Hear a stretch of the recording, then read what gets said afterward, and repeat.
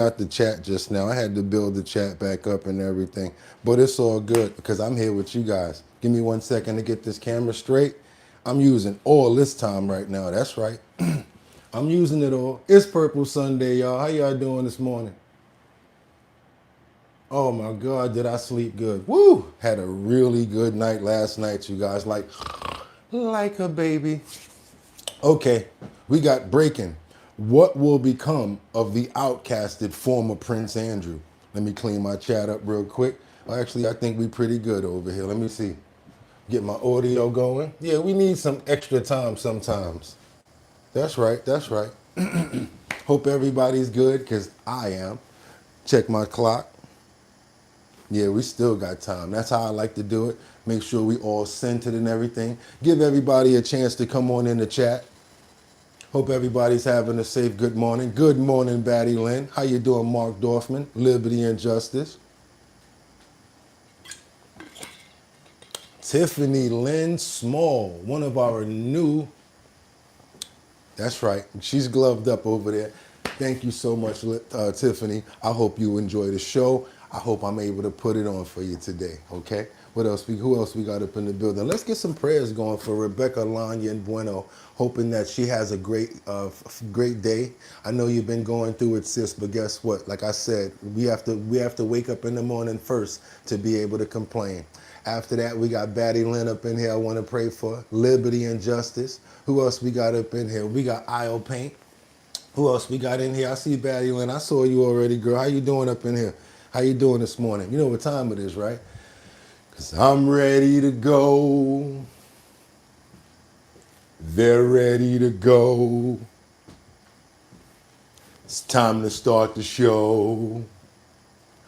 I hope you're ready, yo. Yo, yo, yo, yo, yo.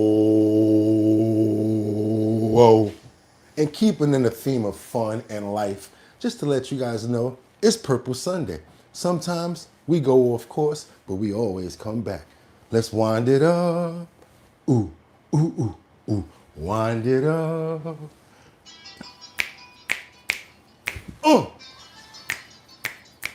Olay.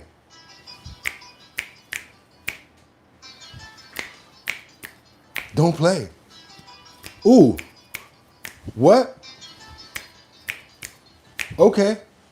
Okay, gave us 3 chimes today. That's what I'm talking about. You see, what happened was I had to reset the clock this morning, and I had to make sure that we was on time. So that was actually a good thing right there. Come on, y'all. Let's open up those pores. Let's open up those pores on Purple Sunday. And let me tell you guys, sometimes it's not always about Prince. It's not always about purple. It's Purple Sunday is a time when we all get together, and hopefully you guys have something purple next to you. Maybe even get a Our Bottom Line co-host purple t-shirt or something like that. Purple mug, whatever you like. But it's our way of bonding on Purple Sunday. So what I want to do today with you guys is bring you into something that's real close to my heart. One of my favorite movies, something that I always love. I'm not talking about Purple Rain. I'm talking about another movie.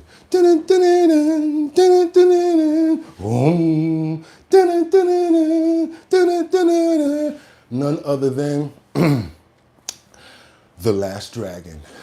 Take life one day at a time. That's what a wise man said to me. What he said. Life in all of its complexity. What y'all know this song right here? It's the ultimate test for you and me. You know what I'm talking about right now? When you walk, hold your head up high. For the master is watching you from the sky. Y'all know what I'm talking about, right? You are the last dragon, and you possess the power of the glow. Leroy, I got something for your ass in these hands, Leroy. Sure enough. Ooh, yeah, y'all know what I'm talking about, right? I'm just open right now. Why? Because it's Purple Sunday. And bump that B. It's Sunday the 2nd, y'all. That's right, y'all. 2025. I'm your host, Bugatti NYC, and this here's our bottom line, where we be talking about this and that and that and this and this and that and that. We're talking about this and that and that and this and this and that. Just got me lit. Leroy. Dun-dun-dun-dun. I am the master.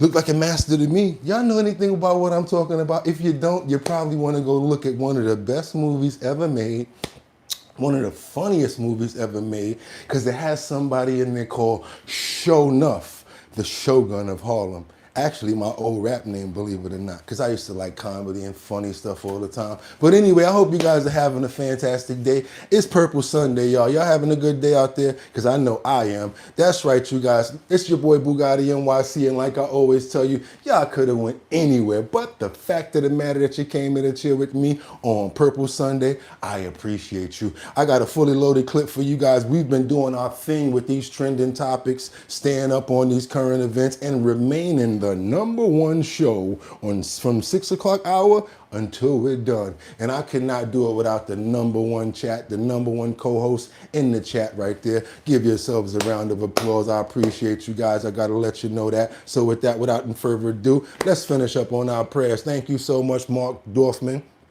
Maria Page, Rebecca Lanyan Bueno, Liberty and Justice, Sky. Thank you so much for coming through today. Who's that? We got Den Jr., 1900.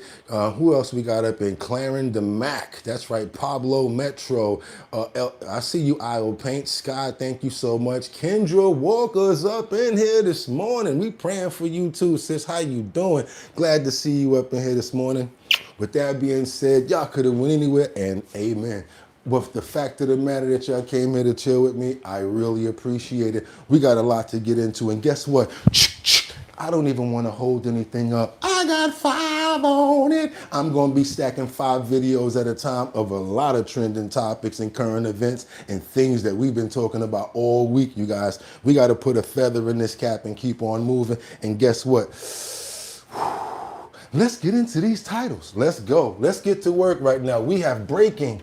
What will become of the outcasted former Prince Andrew now that he is no longer the prince? That's right, you guys. You see what's going on up in that heading right now? We started it. We've been talking about Epstein. We're the ones that broke most of the story and got most of the file information out. So why not keep on moving and keep on putting the cherry on top of that story and keep on finalizing? Because yes, like I said, what will become of the outcasted former Prince Andrew? You guys let me know what y'all think in the comments. Let's keep on moving forward.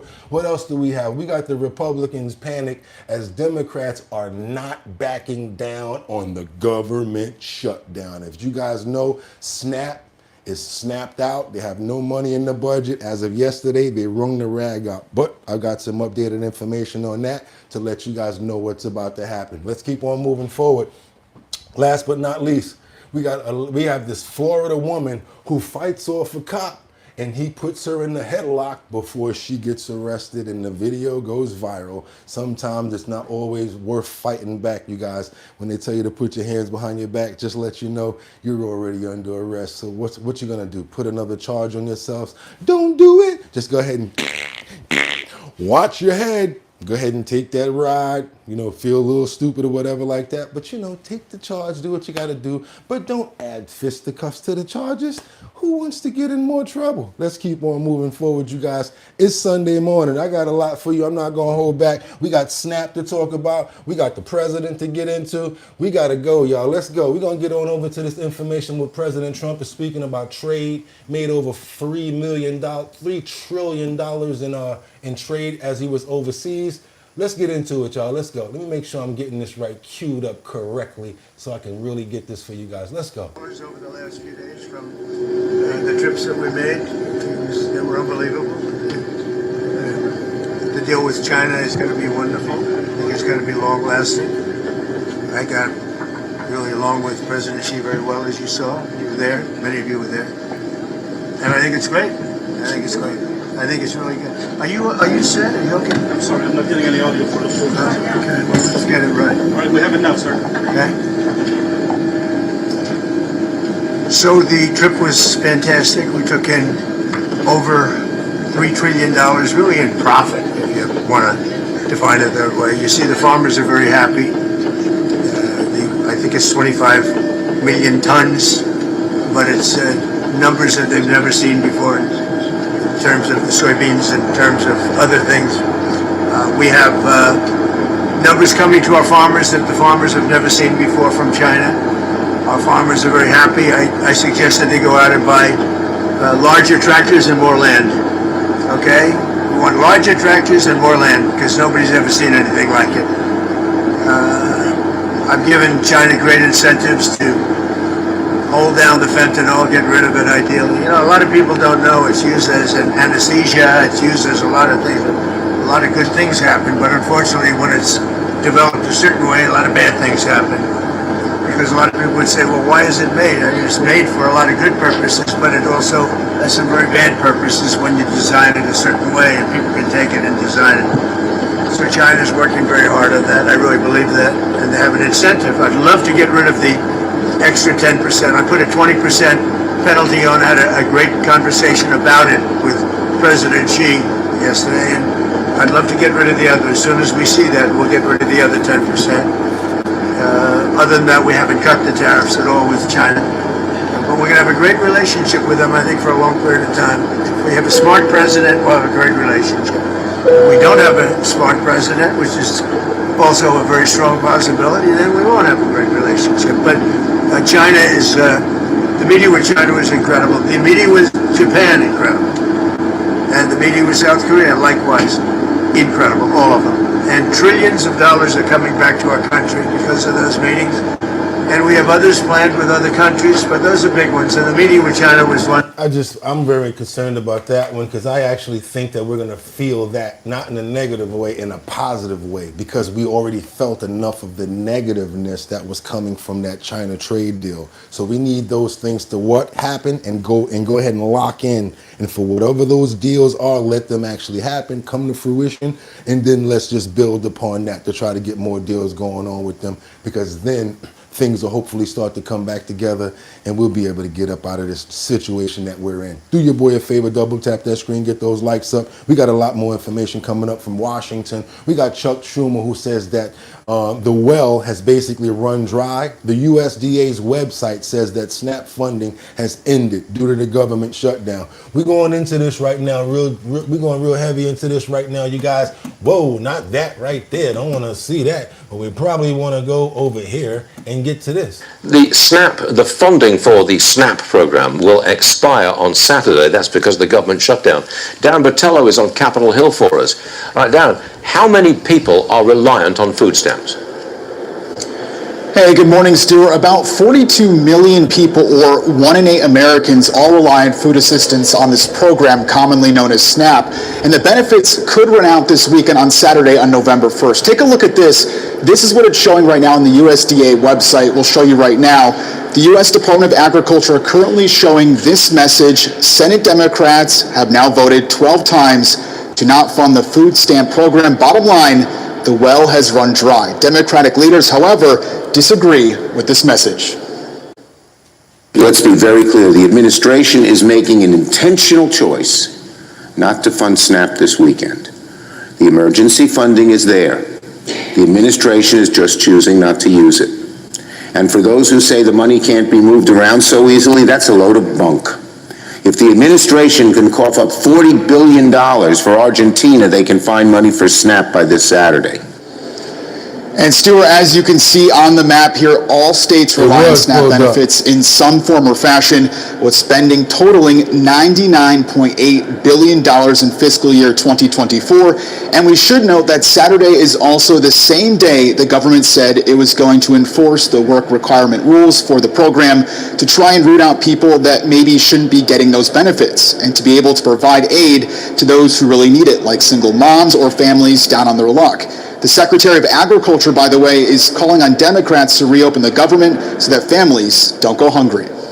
For those who know, I'm just lucky that video didn't start playing. Y'all would have really been like, and then it would have been like, circle, circle, dot, dot, boom, the end of our bottom line. I'm only human. Let's keep on. I told you I don't lie about nothing, Jack. Yes, whoever saw the hub pulled up, that was the hub, and y'all almost caught. Yeah, man, so I'm lucky that video didn't come on. So go ahead and get your laughs off. I'm telling you, let's have some fun this morning. It is what it is. Bugatti don't lie. Where we going right now? New York City, uncertainty growing for 1.8 million SNAP recipients and food pantries overcrowded. How long will this last? You know who I feel like right now, right? I feel like Gina with that headboard, when she had that headboard on her head and she came out and then the guy said, you really was acting really good with that headboard around your head, because she had all that wig and stuff on her head where she had the chance to get it welded down. I feel like Gina with the headboard right now, so y'all gonna have to give me a minute or two. But I'm so lucky that damn video didn't start playing.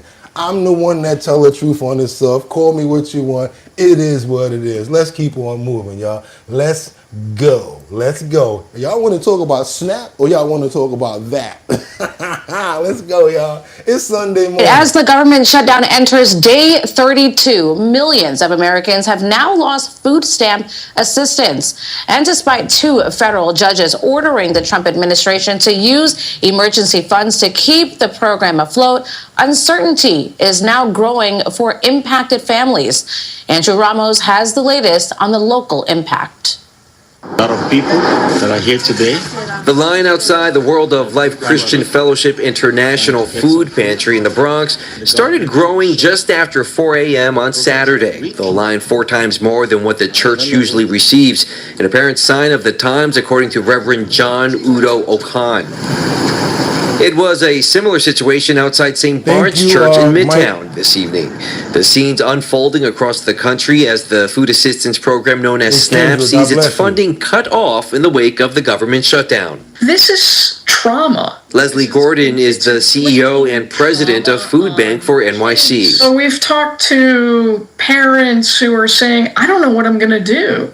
Despite a federal judge ordering the Trump administration to tap into emergency funds to keep SNAP afloat, the president says his lawyers are asking the courts for legal direction, insisting that ending the shutdown would be the best solution. All they have to do is say, the government is open and that's the end of it. But they're asking Democrats to support a partisan Republican spending bill that continues to gut the health care of the American people. As uncertainty looms for many families in our area, some local businesses are stepping up to help feed local families. One each. The team at Calabria Pizzeria and Restaurant in Livingston now taking matters into its own hands by offering meals for those impacted by the current climate. An effort they championed during the pandemic where they gave out more than 20,000 meals. It's anonymous. You call us up if you need a meal, no questions asked, we're here to help. The family-owned business putting community first, hoping to inspire others in a time when it's needed the most. A simple, let's get together and do something for the community will be nice. Put a smile on people's faces, especially during the holidays. In Livingston, So yeah, anybody want to donate some money to Andrew Ramos. Calabria for doing that, I think that would be really nice. For that Calabria restaurant over there that's actually giving out those donations, because they can't do but so much. So whoever want to help out, definitely let them help out. I want to laugh so hard about that just happened. Y'all, I ain't even going to lie. I'm like, damn, because the other day I was like, wait a minute, you almost clicked on it. And it was like sitting there the whole show. I'm like, wait a minute, why don't you get rid of it? But if you click on it, it's going to pop up and it might start, so you don't want to do that. I'm only human. Let's keep on moving forward, you guys, because we got to get on to this topic. Y'all got to stop talking about that and let's get to the show. Come on now. Double tap that screen and get those likes up. You see how professional I can be. And forget about, not even think about that, because I still got that headboard around my neck right now. And I'm trying to get the headboard off, y'all. Let's keep on going. We got to keep on going. We got to go over to Washington now, where Trump administration's ordered to pay SNAP benefits, and the Republican senator lays down some simple solutions how Trump can actually do this. But he says he can't. Because why? The government is actually shut down, you guys. How are you actually gonna do something when the government's shut down? Any suggestions? It's kind of like what Trump is trying to say. Like, how am I gonna pay these funds when the government's shut down? A federal judge is ordering the Trump administration to pay SNAP benefits. The ongoing government shutdown would have caused the program to expire today until that ruling came down. But President Trump says there's some confusion on what his administration can and cannot do with funding the food assistance program. Alexandria Huff is live on the North Lawn of the White House. Hi, Alex. Hi, Mike. Yeah, so this ruling came after 25 states that were Democrat-run had sued the Trump administration over its hesitancy to tap into emergency SNAP reserves to continue to fund the program. The Department of Agriculture had said they didn't feel that they could legally use those funds because the program had to be active in order to do so, which, of course, due to the shutdown, it is not. So today, 42 million Americans, that's about how many rely on SNAP food assistance, many of which will not be seeing any funds coming in at the start of this month. Many nonprofits, they've been trying to fill this gap down in Houston at NRG Stadium. There's a food distribution going on today. But this ruling, this judge says it's really up to the Trump administration to fill the gap. And President Trump's saying his administration is seeking clarification from the courts. He added this on Truth Social. If we are given the appropriate legal direction by the court, it will be my honor to provide the funding, just like I did with military and law enforcement pay. The Democrats should quit this charade where they hurt people for their own political reasons and immediately reopen the government. So the president... I want you guys to see what Mike DeWine is over there doing in Ohio, because he basically can't wait. And a lot of the people that are actually in his what's his constituency, his people, they're like really hurting for funds right now. So they basically he basically signs an executive order to provide $25 million in food assistance ahead of this SNAP funding pause. Right now at 11, Ohio Governor Mike DeWine signed an executive order to provide $25 million in funding for food assistance. This comes as federal SNAP funding is set to run out Saturday due to the government shutdown. 10 TV's Carly Dion is here to break down where this money will go, Carly. Jeff, $7 million of this funding will be given to food banks across the state, while $18 million will be distributed to more than 63,000 Ohioans who are at or below 50% of the federal poverty level. We had to take action, and this is the action that we took. Governor Mike DeWine stepping in to help some of the most vulnerable across the state, saying he wanted to focus the $25 million in funding on two areas. One is on the poorest of the poor. It's about 57,000 children. So we have targeted those families. $18 million has been allocated specifically for those families. They will get that every week as long as this goes on. The second area of focus is targeting food banks across the state, which the Ohio Association of Food Banks says they're grateful for. We've been trying to stay cool, calm, and collected as much as possible for families as we approach this potential gap. As the November 1st deadline approaches, when SNAP benefits are expected to expire, Executive Director Jory Novotny says their families are worried. They're nervous, they're anxious about how they might be able to secure enough resources to feed their families and their kids. In this time of uncertainty, they're also gaining support from cities and counties, as well as through corporations like Giant Eagle. This was an opportunity we thought we couldn't miss to do our part as well. I just want to tell you guys something real quick. It's not funny. It's not a joke. If anybody is suffering and going through a bad time right now, anybody can be going through a bad time. I'm talking about because you may have children. You may have bills that are just making ends just meet. And then once you get a trickle effect right now, something like that is terrible. I think we need to all understand that right now is not a time for jokes and games and things like that. We need to really come together and try to help people out as much as possible. I myself, I'm trying to help you guys. If anybody needs help, let's say finding like a food bank or anything like that, or if you're really down and out, we need to do like a GoFundMe. Really gonna need to know that you guys are really going through something though, because everybody's going through it right now, and I'm really trying to, we're trying to help as many people as possible. We don't make any money off of the show at all, to be honest with you, because we use these clips, and we never did. My whole purpose was to get the community and hopefully grow a large audience, and that would actually get us to some point where I can do videos somewhere else and then make monetary off of it. For the work that we put in, we make less than minimum wage, to be honest with you. Remember, you guys, Harley is no longer with the show anymore. Don't know what happened to Harley. But right about now, it's all on Bugatti. But it's cool because guess what? As long as I can maintain and do what I got to do and keep these suits looking good, we're going to do what we got to do no matter what. No matter what the support we have, we just got to keep on being dedicated to what we're doing. So my dedication was to get more people over here for the whole time so that maybe we can do some videos and make some money. Because y'all don't watch no videos of Bugattis. Y'all watch a little bit of shorts, but y'all don't watch nothing else but these lives. And we make absolutely no money. I really want you to understand that. For every 1,000 videos, every 1,000 RPMs, it's like 32 cents. Nothing. Trust me. So even when y'all say, 100,000 plays, I probably got $37 and they took part of that. So let's keep on moving forward. And all these people talking about get a job. If I didn't have two, I wouldn't be able to do this. Think about it. Okay, got to keep the lights on, right? We got to keep on moving forward, you guys, because Trump officials move into military bases due to the threats of violence because people are peed off. Let's get a little bit of this left. Giant Eagle is donating $1 million across its 5-state operating area, supporting several of its food bank partners. For Central Ohio, their donation is going directly to the Mid-Ohio Food Collective. We know that they have a good finger on the pulse of what the community's needs are, and we trust that they'll use it, that funding in the best way possible.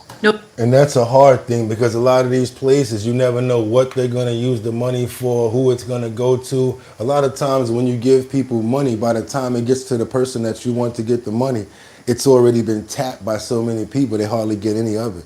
Double tap that screen if you guys don't mind doing that. Get those lights up. I really appreciate it because now, like I was telling you guys before, we got to get on over to this announcement where because of all of the pushback and all of the temperature of what's going on, Trump's officials have moved into military bases due to threats of violence. Let's go, you guys. Let's double tap that screen. Trying to get those numbers up. If you have not already subscribed to the channel, go ahead and do so. Meanwhile, back in Washington, we talk about a sign of the times. Administration officials increasingly are facing so many very serious and violent threats that they find that the only option they have is to actually move their families and themselves onto military bases. So for like the last maybe year, Kristi Noem has been living on one, I think, because of all of the threats against her. Here's the list of some of the notable acts of political motivated violence. Of course, you had June 2022. The plot that was thwarted against Supreme Court Justice Brett Kavanaugh. You had the Paul Pelosi was attacked in October of 2022. Obviously, you have the assassination attempts on President Trump, both of them. You have the arson at Pennsylvania Governor Josh Shapiro's home. Okay, this is a perfect time to catch you in the act. Lulu, let me ask you a question. Just because it's Fox, does it mean that these incidents didn't happen? We're going to get you right while it's happening. And I'm not trying to call you out, but what I'm trying to say is where there's smoke, there's fire. And then what we do is our own investigation. So I want you to know whether it's the Fox, whether it's NBC, whether it's BBC or whatever network it is, bro, or sis, no disrespect. We have to listen to the screams of fire before we can investigate. You're a smart person because look what you said. I don't believe what they're saying, right? So you need to investigate what they're saying and see if it's true. Hey, Skinny Ninja, thank you so much. And yo, I really appreciate you for, you know what I'm saying, holding your boy down. I do this for y'all. I ain't even gonna lie. Y'all already know I do this for y'all. But that's what I'm saying, you guys. Sometimes the kid gonna come in the room and say, I didn't break that TV. You're not gonna go look and see if the TV's broken. That's what I'm talking about. Even though you don't want to hear what he got to say, you still got to investigate. That's why we do it. We go to a bunch of different platforms. Stick with us, you'll see. But that was a good call out right there because I like for other inquiring people that may want to know that. Like, why he always on Fox? We go everywhere too. Trust me. Every other places too. Yeah, and you have, of course, the Charlie Kirk assassination. And I think the Charlie Kirk assassination was such a shock to, especially to anybody who is in public life, that you could go with security to a university and simply have open debate, and you get shot in such a horrific way in front of college students. I really, I'm still not over it. I'm just surprised how in the liberal media, it's just kind of just gone away. Here, a lot of conservatives, and of course at Fox News, we have not forgotten. We will not forget. But it has just gone off the pages like, oh, just another day. But the people who are not forgetting, especially, are those in the public eye. And so one of them is Stephen Miller. This is The Atlantic saying Stephen Miller joined a growing list of senior Trump administration and political appointees, at least 6 by our count, living in Washington area military housing, where they are shielded not just from potential violence, but also from protests. It is an ominous marker of the nation's polarization. You know, a lot of people don't like him. Only thing about this is like what's going to happen after the term. Like this, you know, you see Kamala Harris and her husband in the supermarket. You ain't seen nobody throw a banana in her tailpipe yet. And they took her detail. You heard about that. They took her security detail. We got to keep on moving forward because, again, like I said, we got a lot to get into. Now we got to get on over to this in denial situation. We got this new video that ignites criticism on Karine Jean-Pierre, who's been ripped for lying. I'm not saying she's lying. I'm not telling you guys she's lying. Basically, that's what they're saying. Yeah, we're going to Karine Jean-Pierre, former White House press secretary. We now have got video released from the September's House Oversight Committee's interview with the former White House press secretary, where she claimed she couldn't remember a single incident of Biden being well adrift. There were instances where videos were circulated of President Biden appearing confused or freezing for a moment that were real, correct? Not that I recall. What we were trying to lift up was something that was very, very clear that what they were showing was not actually what was happening. Binder doesn't remember, but does she remember this moment? I do.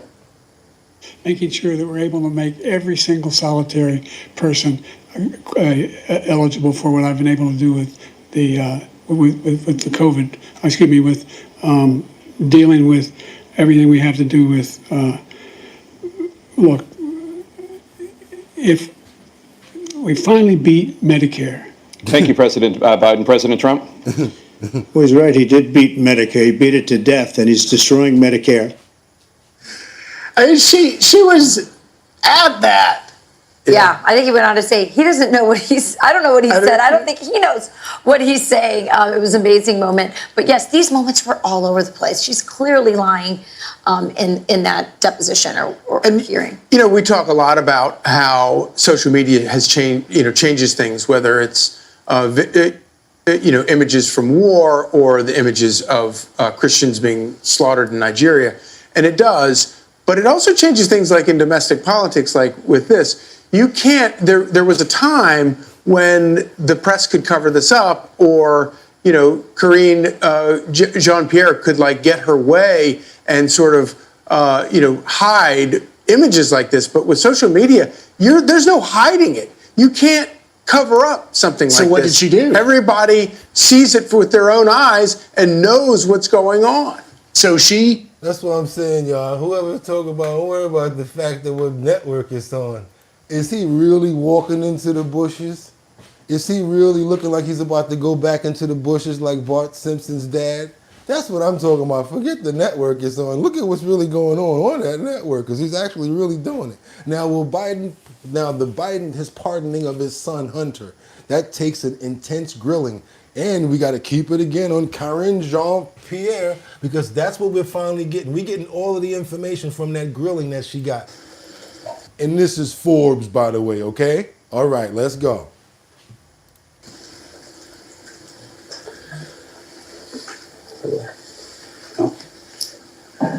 See what I'm trying to tell you? It don't matter what platform it is. She still said it.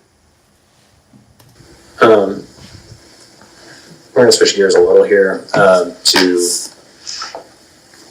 the press asked you on numerous occasions whether President Biden planned to pardon his son, Hunter, and you repeatedly and adamantly said that he would not. Is that right? Yes, because that's what I knew the answer to be at the time. And of course, he eventually did pardon his son, Hunter Biden. Is that correct? Correct. When did you learn that he intended to pardon Hunter? It was a short timeline when I learned from the time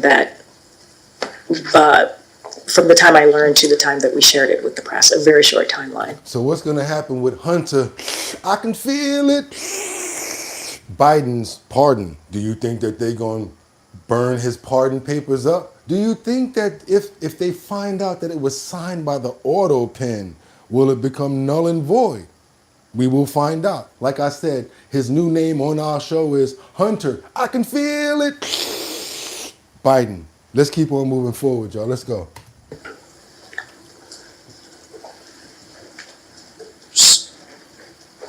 Meaning like the same. You're here to learn what you don't know, yes? So I'm going to dial in right now and dive into some of the most common Let's go. Come on. I want that. Let's go. Get it to us. Get it to us. I honestly don't have a actual amount of time, but it was a short timeline. Like maybe I found out the night before and we announced it the day before. It was a very, very short period of time. And the basis of your understanding before he ultimately did decide to do it, the basis of your understanding that he would not pardon Hunter Biden, was that a conversation you had with him directly? Or? No, I did not have a conversation with him about it. And would that be, who would that be that you would talk to about that? I mean, we put out a statement that he was. All right, y'all. Y'all seem like y'all stumbling over y'all words right now. Hunter might be in some trouble right now. They might get rid of his pardons and he gonna be in trouble because a lot of people gonna come after him if that actually happens. We got to get on over to Washington. I know you guys like, what? He got some real news going on today. Yeah, we got to cover real news and real views. Operation Arctic Frost. Let's get a little bit of this. They said that they violated the First and the Fourth Amendment acts of senators. We gotta get into this, you guys. It's happening right now. I know y'all want to see Epstein and all this other stuff all the time, but we gotta watch all the news. Lastly, released documents showing nearly 200 subpoenas that were issued in Operation Arctic Frost, seeking data from GOP lawmakers, conservative groups, and even media outlets. Here and now with reaction to all of it, Tennessee Senator Marsha Blackburn. Senator Blackburn, you are a woman of enormous talents and amazing, unignorable accomplishments. Tennessee's first female United States Senator running for governor. You were in the State House there. You were in Congress. I just have to ask you, as a woman who served with Kamala Harris in the United States Senate, what is she talking about? We all have an off day. Kamala Harris's off day seems to be lasting a lifetime. And in Tennessee, we would look at her and say, bless her heart. And Kellyanne, it just gets worse every time she talks. And, listening to her, there's a great country song Randy Travis sings. It's called The Hole. And the message of the song is, when you're in the hole, stop digging. And I would encourage her, stop digging. Maybe I'll send her a copy of that so that she can hear it. But oh my goodness, I don't know what she's saying. She doesn't know what she's saying. But so she's basically saying that Kamala Harris said that Biden was fully competent as president and not as a candidate. What? She is tossing out word salad. She is playing the blame game. And indeed, the Democrats are ready for her to take a vacation and to not be in the public eye. She says she's running for president again. What you talking about? And she got a book coming out, so that might be the reason why Kamala's doing this right now. You know she's notorious for making them collard greens in that tub, right? She said, sometimes I gotta wash them. I got so many collard greens that everybody want. I had to put them in the tub. Let me tell you something. If you cook anything in the tub for anybody, you better not tell them, because you're going to stay in your place. That's the most nastiest thing you can do. Might as well make it in the toilet, fool. Cleaning collard greens. That's like when Show Enough said, catching bullets with your teeth. Nigga, please. Cleaning collard greens in the tub? Please, let's keep on moving forward, you guys. We got this social media as it targets 5 indicted in the connection with overdose to the Dill's Neth of Robert De Niro's grandson. That's right. Robert De Niro's grandson. You know how sometimes these celebrities' kids and the grandkids, sometimes they just can't get right. And sometimes they get caught up because it just happens. Check this out, you guys. I got some breaking information. I've been holding on to this for a minute, but yeah, it's time to get into this. We are back now with the announcement of multiple arrests in New York City. The suspects, part of an alleged drug trafficking ring that targeted teens on social media. Liberty. Among the victims, Robert De Niro's grandson, Leandro De Niro, who died of an overdose in 2023, and Akira Stein, the daughter of Blondie co-founder Chris Stein. Ellison Barber joins us now to break down what we know. Ellison, this is all so sad. What more did prosecutors reveal about this case? Yeah, so look, they say that they charged these people because, in their words, they exploited people who were struggling with addiction to make a profit. The 5 people charged here, Bruce Epperson, Eddie Barrett, Grant McIver, John Nicholas, and Roy Nicholas, are accused of being part of a criminal network that, according to the indictment, distributed thousands of counterfeit prescription opioid pills laced with fentanyl to teens and young adults living in New York City. Those 5 defendants allegedly operated 3 overlapping drug businesses and worked with two other drug dealers who were referred to as co-conspirator 1 and co-conspirator 2 to distribute and sell thousands of fentanyl pills, including the pills that killed De Niro's grandson, Leandro, as well as Akira Stein and one other 19-year-old who is not named publicly. Akira's father, Blondie guitarist Chris Stein, posted a statement on Instagram just a couple of hours ago thanking law enforcement and prosecutors for, quote, this hope of some justice for her. At the press conference today, Tom, prosecutors said they hope this brings some closures to the families, but they also know this is a reminder of all that they have lost and therefore a challenging day for them as well. Yeah, what kind of evidence did they present in this indictment? Yeah, you know, it's really interesting because they went through a lot, and federal prosecutors are saying that the defendants here really relied on using popular social media platforms like Instagram, TikTok, Snapchat to advertise and distribute these pills. And specifically, they say to target young people, despite knowing they were incredibly deadly. On page 9 of the indictment here, federal prosecutors included a text exchange between one of the victims, believed to be Akira Stein, and the defendant, John Nicholas, where she told him she overdosed on pills that he sold her and told him to, quote, warn customers the batch might be extra strong.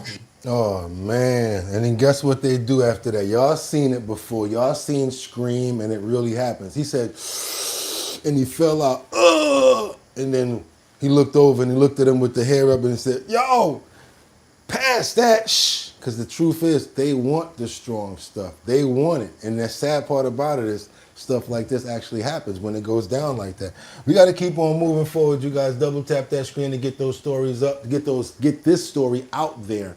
Because I want more people to be knowledgeable of stuff like this that actually happens. Let's go, y'all. Thank you so much. Double tap the screen. Please hit that notification bell down there if you appreciate the content. And guess what? Give me all the money in your pockets. No, don't do that. We gotta get on over to, we got a little bit of commentation coming from your girl, one of your favorite artists, none other than Nicki Minaj, as she thanks, what? She thanks President Trump with a deep sense of gratitude, believe it or not. Check this out, y'all. President Trump announcing he's naming Nigeria a country of particular concern after attacks on Christians in the country. He posted, quote, Christianity is facing an existential threat in Nigeria. Thousands of Christians are being killed. Radical Islamists are responsible for this mass slaughter. And new this morning, rapper Nicki Minaj also thanking President Trump, quote, reading this made me feel a deep sense of gratitude. We live in a country where we can freely worship God. No group should ever be persecuted for practicing their religion. We don't have to share the same beliefs in order for us to respect each other. Numerous countries all around the world are being affected by this horror, and it's dangerous to pretend that we don't notice. Thank you to the president and his team for taking this seriously. God bless every persecuted Christian. Let's remember to lift them up in prayer. The hard part about that whole situation is your last name, boo. You know what I'm saying? And I know I just got caught out there myself with the hub just popped up. But I'm just going there. I call myself out. Why I can't call her out? Yes, your last name is what? Your name is Nicki Minaj. And you talk about Christian and praying and all of that. How about this? Pick a side, boo. Pick a side, you know what I'm saying? Because I would just be straight up and down, or You're going to need to pick a side. Look at her last name. That's why I left it up there. I know y'all got to reverse it to understand what I'm saying, but come on. Come on now. You just as guilty as I am right now. Hold it. Keep the headboard on the back of your neck, just like me, for the entire episode. That's right. Let's keep on going, y'all. Let's keep going. Beautiful words by Nicki Minaj. Yeah, Reverend Johnny Moore has advocated for Christians in Nigeria as a... Beautiful words. That's like saying, but by Nicki Minaj. What do you mean? What does your last name mean again? Could you go dive into that a little bit? Exactly. Yeah, so it's a little hard to take your praises when you're saying stuff on top of that. You're talking about religion on top of that. Come on, y'all. Do your boy a favor and double tap that screen because it's real over here. We keeps it funky, funky, funky. Funky. How many of you guys remember that comedian? Now, he wasn't a comedian, right? He used to have like Dr. Dre and all of them in the background. He had a ponytail, and he used to be cursing everybody out. Yeah, you itch. Yeah, because you don't believe in the Bible. Your sons of and people be calling in, and he'd be like, yeah, I'm Jesus, itch. You don't believe, you don't think I'm How many of y'all remember that guy? I forgot his name. If y'all remember that guy's name, let me know what his name is, because I know y'all remember. He used to be doing the crit walk when he came on. He had the blue screen in the back, and he had the ponytail, and he used to always be cursing, but always talking about God and the Bible. And he called this, he said, I'm God, itch. Every time he called in, I think we passed the 3-minute mark. He used to be like, I'm God, bitch. What? Oh my God, he was freaking hilarious. Do y'all know who I'm talking about? If y'all know who I'm talking about, trust me, he's freaking hilarious. All right, let's keep on going now. I hate to get off course, but we're going over to Tampa, where this judge finds Alicia Andrews guilty of manslaughter in the Julio Fulio's murder trial. Let's keep on moving forward, you guys. I bet she feel like a thunderup right now. Girl done got herself in all of this trouble. I'm on the air tonight. Within the last hour, a jury in Tampa found Alicia Andrews guilty of manslaughter in the deadly shooting of Jacksonville rapper Julio Fulio. The jury reached the verdict after spending hours deliberating tonight. 10 Tampa Bay News reporter Chris Hurst is live at the Hillsborough County Courthouse tonight. And Chris, the jury handed down the lesser charge. Yeah, that's right, Dave. Alicia Andrews had been charged with first-degree murder, but the jury had the option of convicting her of a lesser offense still related to the homicide of Julio Fulio. They did that, convicting her of manslaughter, finding her not guilty of conspiracy to kill Julio Fulio. The verdict was announced at about 10:30, so just about a half an hour ago. The jury deliberated for about 4 hours. The judge asked them around the 10 o'clock hour, do you want to stay and keep going, or maybe come back someday next week and continue deliberations?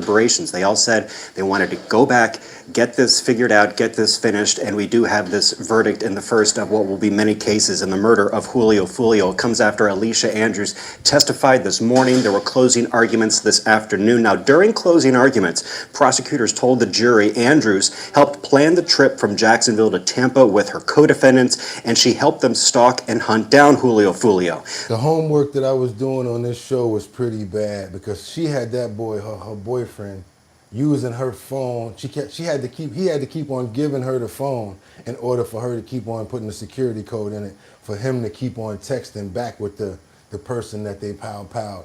Shorty is like, she definitely set him up, and that was dead wrong for her. And now you got charged with manslaughter, and like a thunder, literally went on the stand yesterday and told on herself. They also pointed to her interview with police, saying she lied and covered for her boyfriend, one of the accused gunmen. The defense contended she had no idea about the plan, and Andrews testified she was, and still is, scared of her boyfriend and the ongoing gang war at the root of the murder. In the end, the jury made its decision. We, the jury, find as follows as to count 1. The defendant is guilty of manslaughter, a lesser included offense. Now, the judge has sent a date for sentencing for December 8th. As we've said before, Andrews is just one of 5 charged in connection to the death of Julio Fulio. That happened last year in Hillsborough. That's what I'm trying to tell you guys. Always more than one side of the story. That's why I wanted to go really look at the case and see what was going on there, because she looked so innocent. Like, no, we was supposed to be my boyfriend, this and that, but we didn't deal with each other no more. But then they was like, yeah, but didn't you have a cell phone and you guys were texting back and forth and he was telling you where he was at? And Meanwhile, she was setting them up the whole time, y'all. Terrible situation right there. Terrible, tragic situation, but luckily she got caught. We got to keep on moving forward right now because we got another a former deputy director.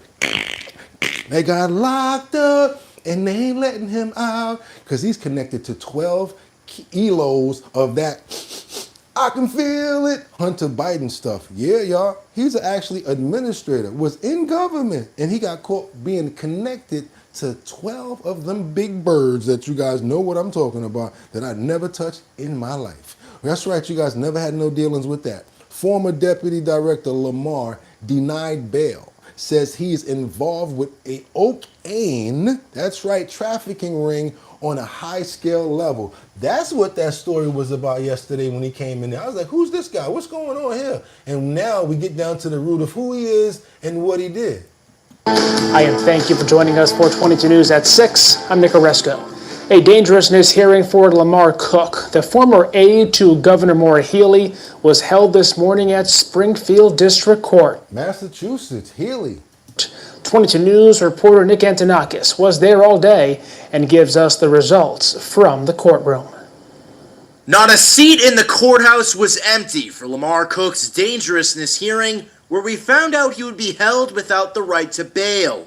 The former deputy director for Governor Maura Healey faces 3 charges, including trafficking 200+ grams of cocaine and illegally possessing a firearm and ammo. The Commonwealth emphasized the fact that Cook's cocaine charge eclipsed the 200 grams threshold by a lot, as officials say he allegedly had over 7,000 grams, which is 7 kilograms of cocaine. Damn. That charge stemmed from a controlled delivery of those drugs to Cook at the Springfield State Office building on Saturday. So they set him up, basically. He thought that he had it going on, but the people that he was working with, conspiracy, they set him up, y'all. Cook is also allegedly connected to 12 more kilograms of cocaine seized from Hotel UMass where he used to work. Because of that, prosecutor Kerry Beatty pushed for Cook to stay in jail until his trial. Instead of uplifting the community, which he was out there publicly stating was his job, he was in fact decimating it with this poison on our streets. He might not be the person on the street corner selling it, Your Honor, but they're getting it from him and his conspirators. On the other... Somebody in the chat put us on and said, that's 14+ pounds right there.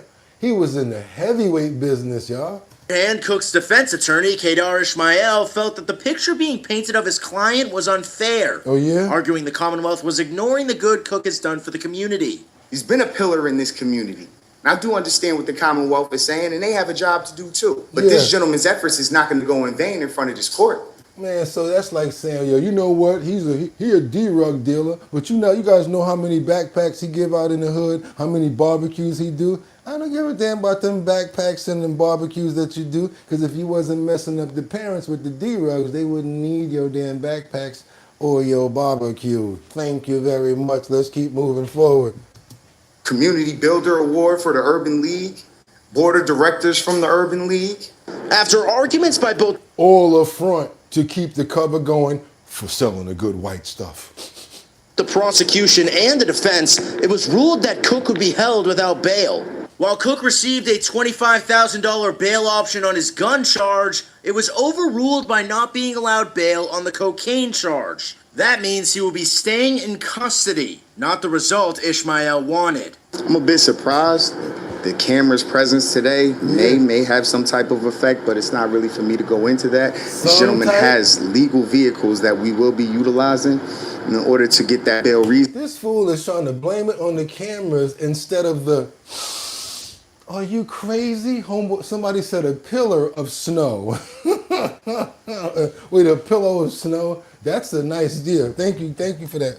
But it's not really for me to go into that. This gentleman has legal vehicles that we will be utilizing in order to get that bail reasonable and hopefully in order to reverse the decision that Judge Malky made today. Cook's next court date is on Monday, December 1st. Working for you, Nick Antonakis, 22 News. Man, I need to be a lawyer because that act right there, I could do that right there. I could do exactly what he just did. Now, look, you see how I got myself out of the hub thing this morning, right? I just played along with it and like, yeah, word salad. Yo, how are you going to tell on yourself after you already out of it? What is wrong with you, Boogotti? I keeps it too real. I keeps it too real. Let me stop it, y'all. Let's keep on moving forward. We got to go back over to Washington. What we got into now? Oh, no. Someone powed into a car during a D.C. traffic stop. But was it? Oh, boy. But was omitted from the police reports? So basically what happened is this. Look here. We know that we powed inside that car, but we don't want you to put that in the report. That's what happened. Let's get into it, you guys. Double tap that screen because we telling the truth over here. The truth shall set you free. D.C. police have launched an investigation into a shooting during a traffic stop. Police say a Homeland Security agent who was part of the president's federal task force fired those shots. No one was injured, but a D.C. police officer who was part of the stop testified in court that he was told by his superior not to include any of the details about the shooting in his arrest report. As News 4's Mark Seagraves reports tonight, all of this is raising questions about accountability and transparency surrounding federal agents who are patrolling with D.C. police. Uh-oh. Ain't no racist USA! A small group of protesters gathered outside D.C. police headquarters this morning to bring attention to the shooting incident and what they call an attempted cover-up by police. And MPD went out of their way to cover it up. According to two separate police reports and this charging document, it was the evening of October 17th here on Benning Road when police attempted to pull over 33-year-old Philip Brown because he did not have a front license plate. Police say Brown attempted to flee. When Brown's vehicle came to a stop, according to his attorneys, a federal agent drew their weapon and fired at least 3 shots into Brown's car. These photos show the bullet holes in Brown's car door window and passenger seat. Brown was not armed. If there was a passenger in this seat, they would be dead. You cannot be a part of a Make America Safe initiative when you're shooting at unarmed people in a routine traffic stop. The feds aren't making D.C. streets safer. They're making them more dangerous. According to Brown's attorneys, one of the bullets passed through the collar of Brown's jacket. Brown was arrested and charged with fleeing from police, but the charges were quickly dismissed. News 4 reviewed the arrest report and charging documents in the case. Neither mentioned the federal agent firing their weapon at Brown. In fact, the police report indicates no shots were fired. Brown's criminal attorney told the Washington Post that during Brown's court hearing, the D.C. police officer who wrote that report testified that he was told by one of his superiors not to include any mention of the shooting in his arrest report. NPD would not comment on the officer's testimony, but did provide News 4 with a separate police report filed the day after the incident by a different officer about the HSI agent discharging their weapon. A spokesperson for NPD tells News 4 transparency in how D.C. police coordinate with federal agents. The problem with the lack of transparency is it becomes very hard to advocate for your rights and get justice when you don't know who's in charge, when the evidence is being covered up, and you don't know where accountability lies in an incident like this. Yeah, that's a hard one right there, y'all. Especially when they show them holes in that seat. Because if somebody was sitting there, we'd be like burr, burr, burr, playing taps for them right now. So yes, you know what we also do. We thank the Lord when He gets people out of stuff, and when we make sure that nothing happens to people. So yes, we want to praise Him, and we want to thank Him for making sure that the person that was in that vehicle did not get struck, because it could have went a whole nother way. We don't want to just only pray to You for bad, Lord. We want to thank You for the good that You do as well. Amen. Keep on moving forward over to Denver, where this woman says the police used flocking cameras to wrongfully accuse her of theft. I don't know what a flocking camera is, but I know one thing. You better not use no flocking camera against me. I'm telling you now, get that flocking camera away from me. Y'all know what I'm saying, right? Let's go. The woman says that she was wrongfully accused of theft after police tracked her car using flock cameras. Now, the camera system has been a point of controversy over privacy concerns, but it's been a praised tool by police who... They were wrong too. Watch this. Used it successfully to track down suspects and make arrests. But after the system was used to accuse her of a crime, one woman is warning everyone to have cameras of their own. Fox 31's Anna Kuhn sat down with her and has her story tonight. Anna? Hey guys, well, the Columbine Valley Police Chief has since voided the court summons against this woman, but she says she never should have been accused in the first place. She says her car was never at the address where that package was stolen. You know we have cameras in that town and you can't get a breath of fresh air in or out of that place without us knowing, correct? On September 27th, the Columbine Valley police officer came to Chrisanna Elser's door and issued her a summons to appear in court, accusing her of stealing a $25 package in the town of Bomar. The officer said he had doorbell video of the theft and had tracked her car in the area using flock cameras. It is locked in. There is zero doubt. I wouldn't have come here unless I was 100% sure. I wouldn't have come here unless I was 100% sure is what he said. Remember that, y'all. Check this out now. 100%. The only problem with this case, she wasn't there, and she had the evidence to prove it. Dash camera video from her car, a log of her location from Google Maps, and doorbell video of her walking into her tailor's house when the package was stolen. He just kept telling me that any evidence I had wasn't worth it. Because you have not been honest with me, so I'm not going to extend you any courtesy of showing you a video when I don't need. But I can show you videos. No, you cannot. After a few weeks, Elser was able to get in touch with the police chief, who wrote her in an email, quote, "After reviewing evidence you have provided, nicely done by the way, we have voided the summons that was issued." In parentheses, nicely done, by the way. He kept it real. The police chief called them out like, yo, nicely done, by the way. But Elser says she shouldn't have needed to prove her innocence and worries flock cameras can paint a picture police will rely too heavily on. They need to be used properly and be used with caution in a conversation versus we're now going to use this to accuse anybody and everybody. We did reach out to the police chief for comment, but didn't hear back. Meantime, Elser is advising all of her neighbors to start collecting their own digital evidence. She says you never know when you might need it. Okay, so for the entire time that we've been doing this show, the entire time, you guys have been on surveillance, just to let you know.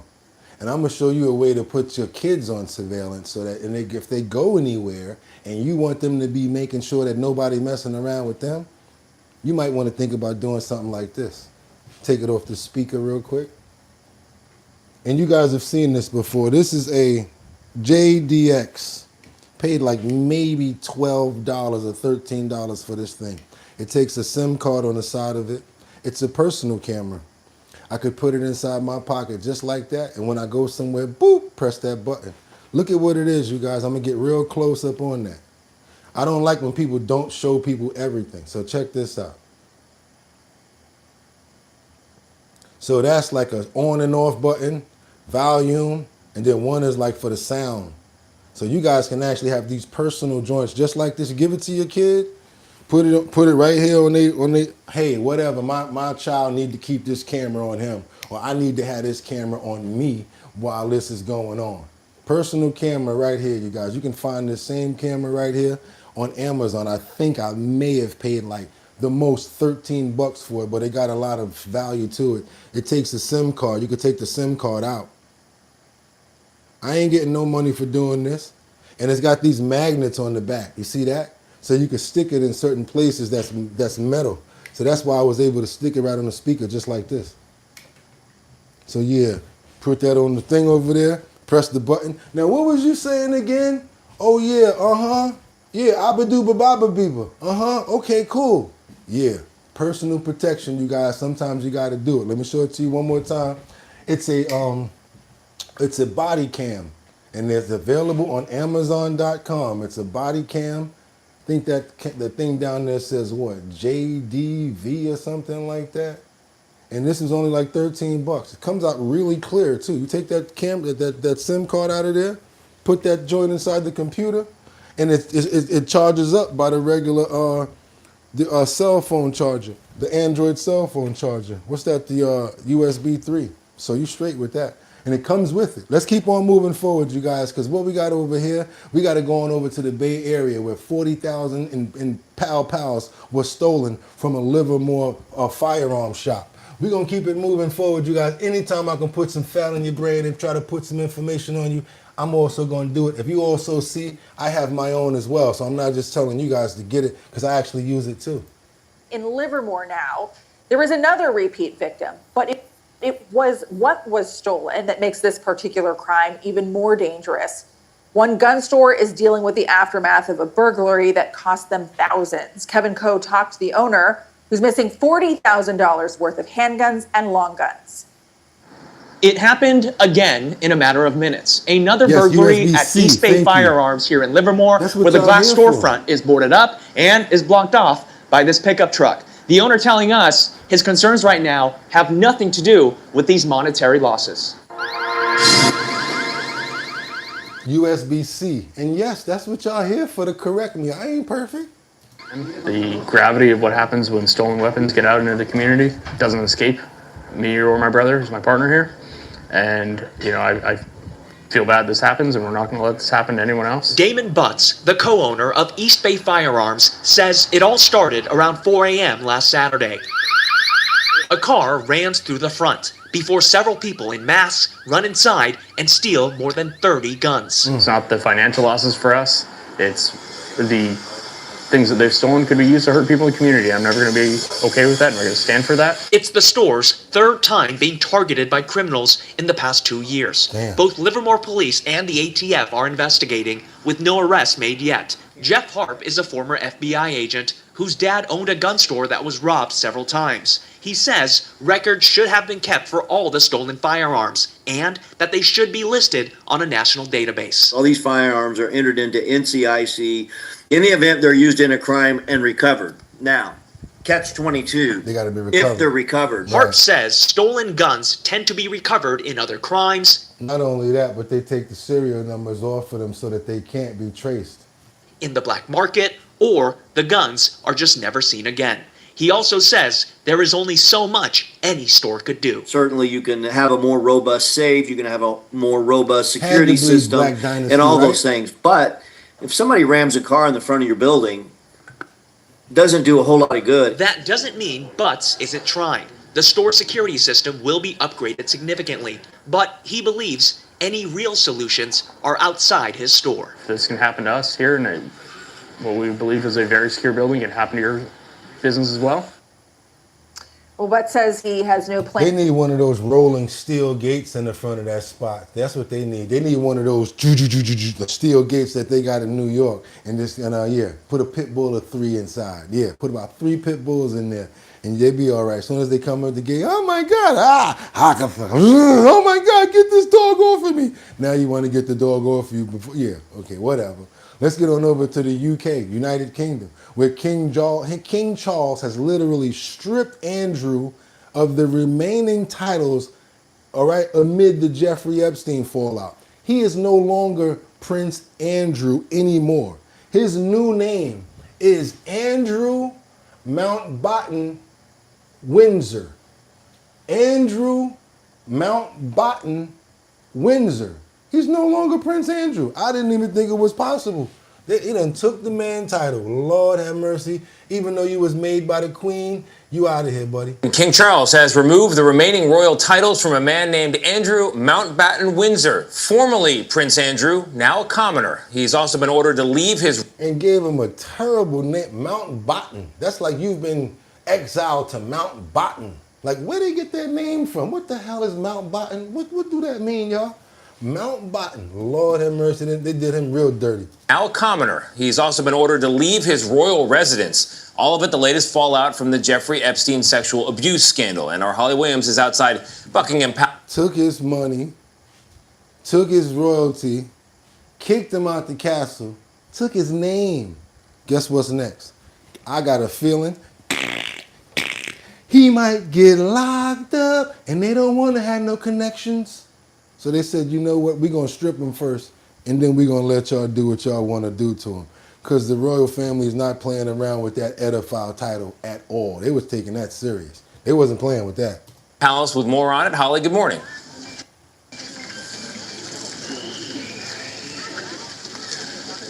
Good morning, Tony. This is quite simply an extraordinary moment in the centuries-long history of the British monarchy. A statement from Buckingham Palace last night said that the King and Queen's thoughts and utmost sympathies remain with the victims and survivors of abuse. You cannot do nothing else to her. She is gone. And what's in this book is going to stay there. I guarantee you. You don't think the king was told about what's in here? Or he read it himself, excuse me? Or he probably read it himself? Real talk. He probably read this thing himself. So what you think? I'm telling you guys, I'm serious. We got to keep on moving forward. The battery running out. We're really getting busy up in here today. Let's go. Queen Elizabeth and Prince Philip proudly introduced Prince Andrew. He was born a royal prince, second in line to the British throne and raised in privilege. But he'll now be known simply as Andrew Mountbatten Windsor, stripped of his titles and honours by his own brother, King Charles. Andrew will also be forced to leave his sprawling mansion, Royal Lodge, and move to alternative private accommodation. These censures are deemed necessary, read a stern statement from the palace, notwithstanding the fact that he continues to deny the allegations against him. How long have you known about Andrew and Epstein? The king was heckled in public this week about Andrew's scandalous friendship with Jeffrey Epstein. There's been pressure on the royal family to take action since British newspapers published a leaked email this month, apparently written from Andrew to Jeffrey Epstein in 2011, just after this photo emerged of Andrew with one of Epstein's teenage victims, Virginia Giuffre, who claimed she was forced to have sex with the prince. Andrew reportedly wrote to Epstein, "We are in this together, and we'll play some more soon." Now check this out, you guys. For all of the people that are saying, yeah, but she took money. Yeah, but she admitted. Yeah, but she's bad. Yeah, but she's a da-da-da. Yeah, but she's a HOE. Guess what the king don't want? That affiliated with the prince. How about that part? Just look at it like that. Yeah, you might say, yeah, well, she got a settlement. She this, she that. But what the king don't want is no affiliation with that. Even, you see what I'm saying? Because you guys are looking at it one way. I'm trying to give you guys some understanding as well, how you could be looking at this. Come on now. You don't remember meeting her? No. Yet in this infamous interview with the BBC, Andrew claimed he'd ended his relationship with the convicted sex offender well before that. I never had any contact with him from that day forward.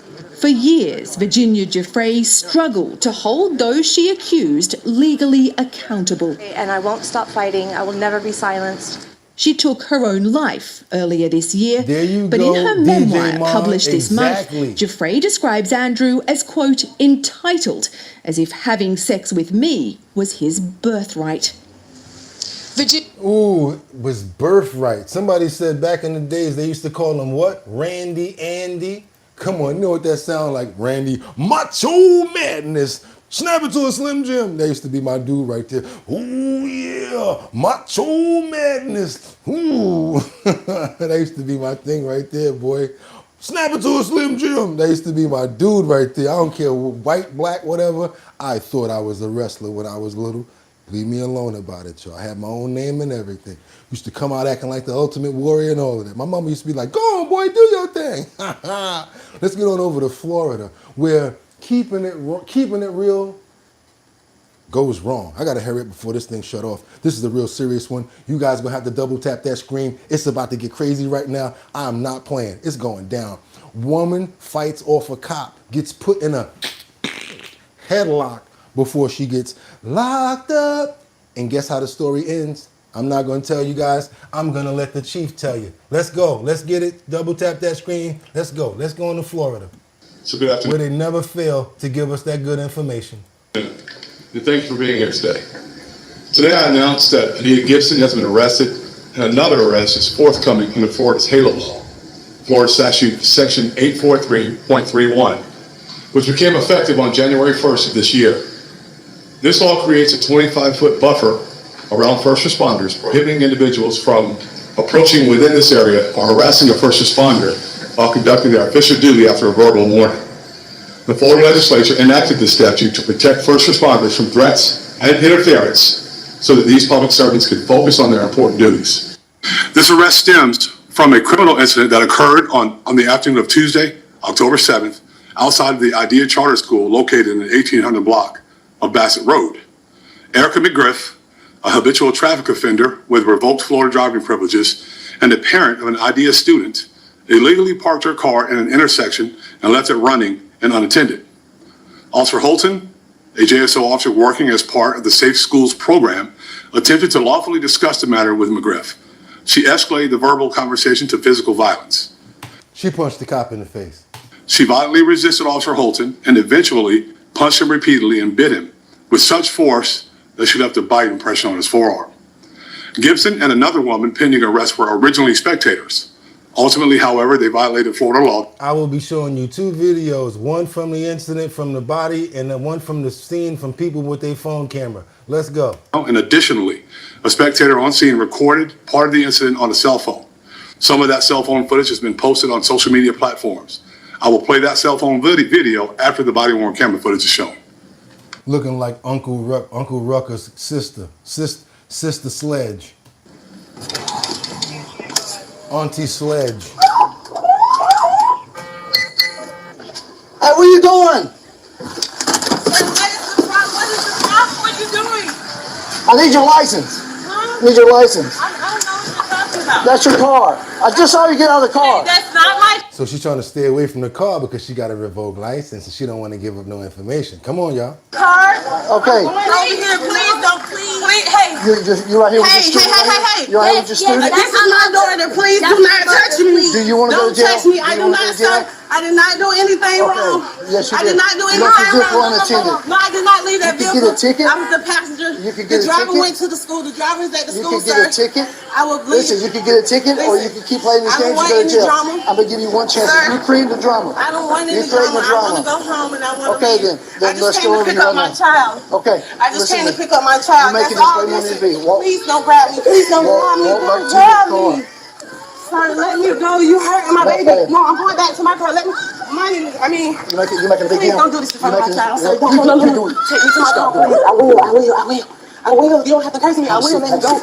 Please don't. You ain't bossing my baby. I'm not going away from you. You got me stopped. You won't punch me. You gonna hit me. You gonna hit me. You pull away from me again. You pull away from me again, you're going to jail. You pull away from me again, you're going to jail. You pull away from me again, you're going to jail.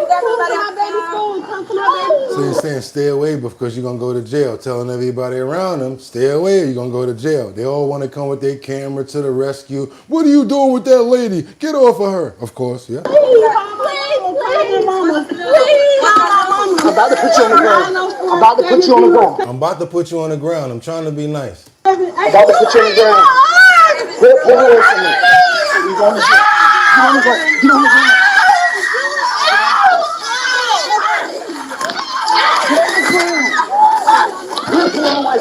This is when She-Hulk is born.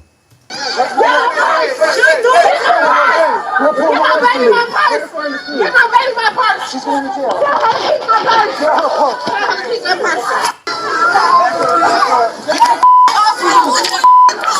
Everybody like, get the L off of her. What's wrong with you?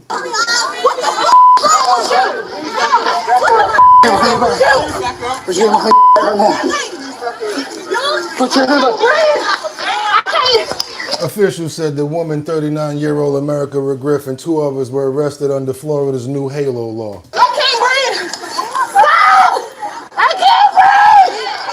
How you can't breathe when you screaming at the top of your voice that you can't breathe? Okay, let's see when she gets up because it gets kind of funky when she starts throwing these kicks. Let's get it.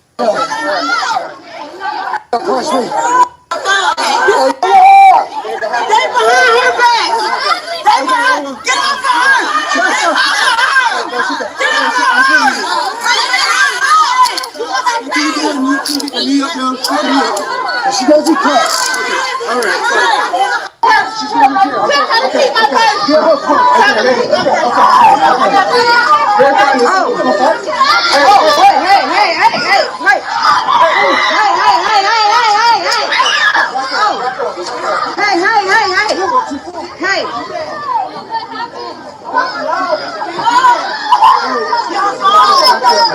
She tried to throw them bows. Instead of throwing them bows, She got knocked on the floor and throw them bowls. She got knocked on the floor. Next thing she got, hold on a minute. Yeah, that's what happened, you guys. And yeah, she got arrested and locked up. And I hope they let her out because she got some kids and stuff like that. I know she's kind of a little crazy, whatever like that. But I don't think that they need to, give her no time or press no charges on her. I think she got enough when she caught the 2-piece in the biscuit because he definitely caught her back after she caught him. He caught her with the 2-piece in the biscuit and then yeah. So yeah, what y'all think about that? Okay, black women think they can come off. Ooh, I ain't gonna say that one. Super extra. Okay, bye Felicia. I heard he blasted her. I heard that he heard it, right? He caught a bomb when he caught her, right? Or because she tried to run from a traffic stop. You guys see what happened? Samuel, no racist comments. Hey man, y'all do what y'all gotta do sometime up in there. Y'all the mods if y'all gotta get rid of some people. But if it's jokes, sometimes we gonna just let it go. Cause sometimes Joakatima can't act up, so we gonna let that go. But we gotta get on over to, let me get you guys something good real quick. Let's go on over here. I gotta get you guys some good information over here, cause I wanna make sure that we doing this correctly. Let's go, let's see what we got. Nah, I don't wanna do that one. Ooh, should we do that one? Yeah, I want you guys to see this asylum seeker who's found guilty of murdering a worker in this hotel where he lived at. This is very important. I know the phone trying to go out and all of that, but we gonna rock it until it go out. We ain't gonna give up. We gonna rock it until it go out. We gonna keep on moving forward. I want you guys to see this because it's very important. And yeah, I want you guys to see this, right? Because he stalked this lady. We watched this the other day. And we did not know what was going on over here. So I want you guys to see the rest of this, what happened on the other side of this story. This is the depraved dance of a murderer high on his crime. Deng Chol Majek had attacked a staff member from the asylum hotel where he was being housed. Outside, he celebrated, while in the background, police and paramedics rushed to help.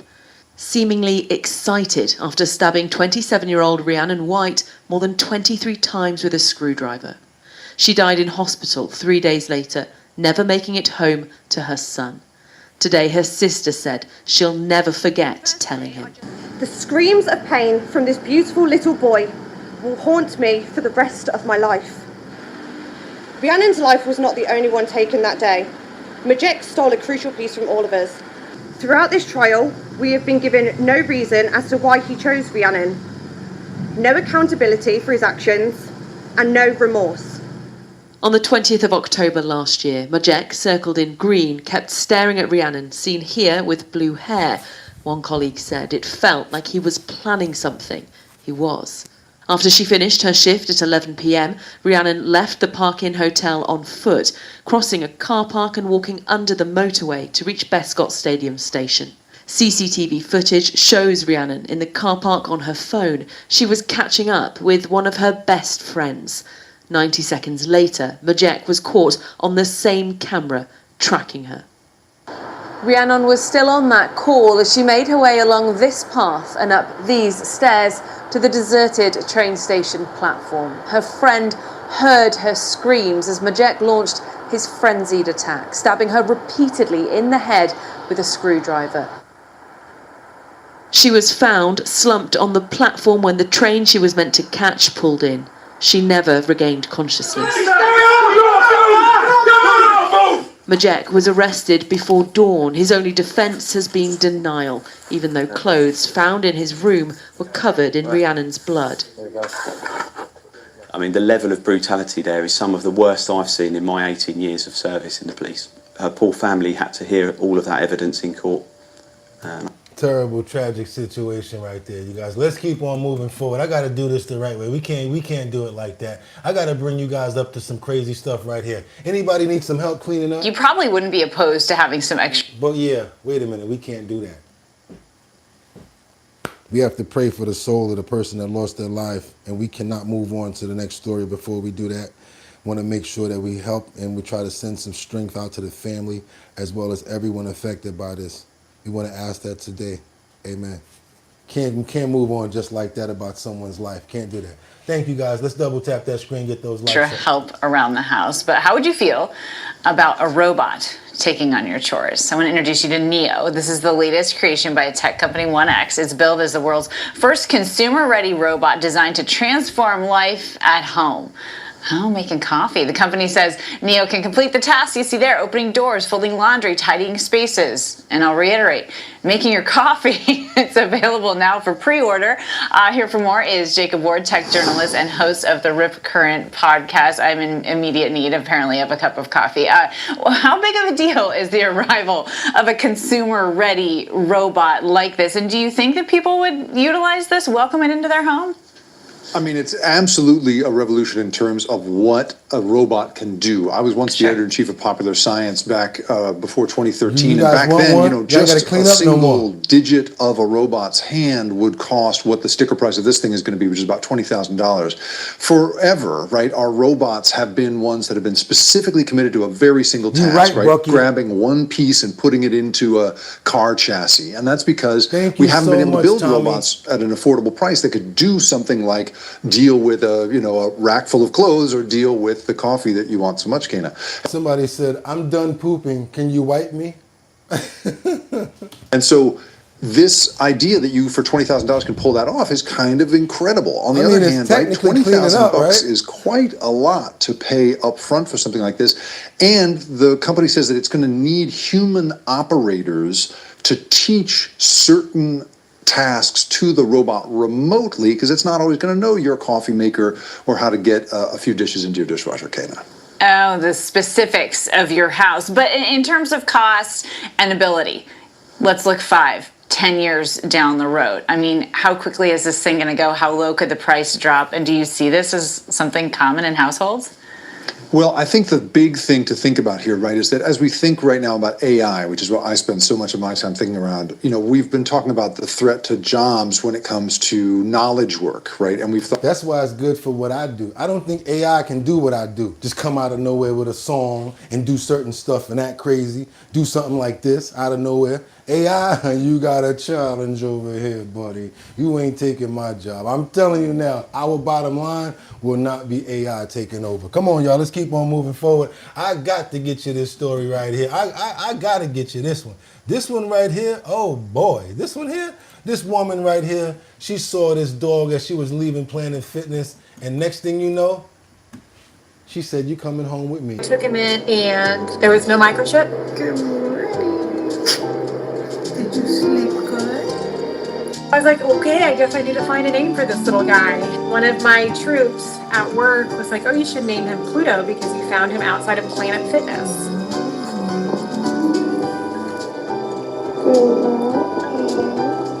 We did our little Petco run. He had a great time in there. We just needed each other. Are you still sleeping? So yes, she kept him, and that's her new dog. That thing just gave me a double screen letting me know your battery about to run out. So check this out, you guys. I hope you guys had a great show. If you're trying to promote your business and get your business out there, you saw what we do. Send over your promos in a 1080 by 1080 size frame, and we'll help you get your business promoted. We're going to put it in the post notification area. Also, I already know, you guys know, on the 15th for this month, that's right, next Saturday coming up, is the Show Your Talent Search. That's the talent search that we're doing in Manhattan, Bronx, Brooklyn, Queens, Staten Island, where you pull up and you can have the possibility of making $250. I want to see your talent. And Big Drip Hard Punch is the one that's sponsoring this event right here.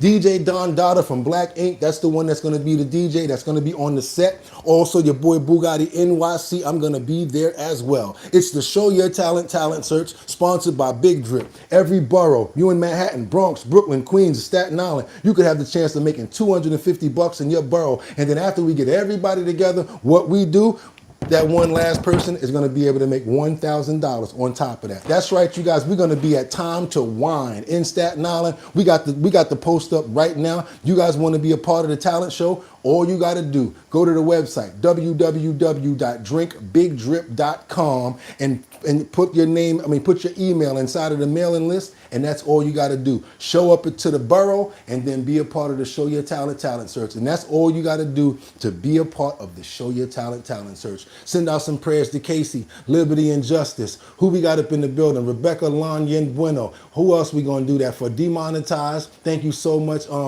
Angels Among Us. Also, who we got? Casey in the building. Sanchez, Sam Champion, Liberty. I see you. Jay Woods, thank you so much. And for our new subscribers, our new people with the gloves, I thank you so much for being new up in here. And I hope that I gave you guys a good show today, because that's what it's always about. It's not about me. And with that being said, amen. Make sure you guys drink some water. Stop worrying about problems, because as long as the man upstairs gives us a chance to get it right, we're going to keep doing what we got to do. And with that being said, tomorrow, my favorite day, Monday, because they got to pick up the phone. I'm all alone. They got to pick up that phone tomorrow because it's strictly business. Hope you guys have a fantastic day. Get out. Smile for no reason. That's right, for no reason. Put something on for no reason. Be you and be happy. With that being said, y'all could have went anywhere, but the fact of the matter that you came here to chill with me on Purple Sunday, I appreciate you. With that being said, get 'em. Peace.